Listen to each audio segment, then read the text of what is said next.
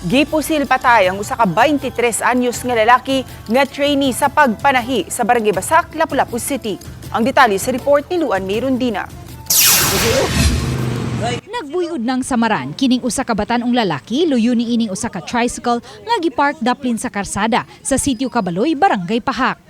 Nakugang na lang si Charito Alegres. Tag-iya sa tricycle, human siya gipahibaw sa mga kaubang trabahante sa barangay nga may lalaking gipusil ug nagbuyod luyo sa ilang tricycle. Giparking lang diya sa kumbana kay duha man na among tricycle. Niya lang nang ibanos-banos og drive.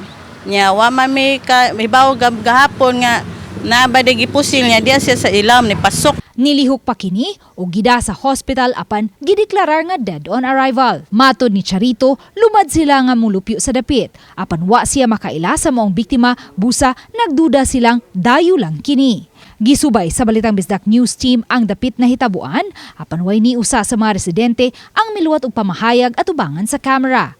Apan sa off-cam interview, may pipila kanila ang nibutyag nga nakadungog sila og buto-buto kagahapon sa hapon apan wa sila makakita sa panghitabo.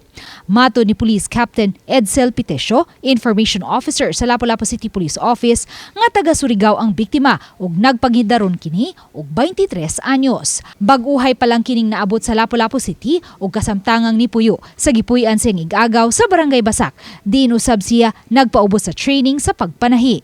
Posibleng kalabutan sa gugma o baka illegal nga drogas. Ang duha sa mga motibo nga gisubay karon sa Lapu-Lapu City Police nga hinungdan sa pagpamusil. Gibasihan sa mga investigador ang mga mensahe sa cellphone sa biktima diin nasubay nga may gika-chat pa kini pipila ka oras sa wala pa ang hitabo. Kundiin nag-update pa ang biktima sa iyang nahimutangan. Wala may mga threat noon dito, ma'am, pero base sa ilang conversation na nagsige siya ka-update kung asa na siya napita, pulbaan daw kuno siya, batin kuno og kuan kanang kit up, yung anak man ba? Base sa ilang conversation. Padayon pa usab nga gisubay sa kapulisan ang mga panimay ug establishmento sa dapit nga may mga CCTV ug posibleng nakakuha og video sa panghitabo. Ang biktima nahiagom og napo ka mga samad pinusilan sa nagkadiyang bahin sa iyang lawas. 7 usab ka mga kabhang sa bala ug 3 ka mga deformed slug ang napalgan sa crime scene. Sa pagkakutlo ning balita, wala pay pamahayag ang mga kabanay sa biktima. Uban ni Marlon Melgazo, Luan Mirondina, Balitang Bisdak.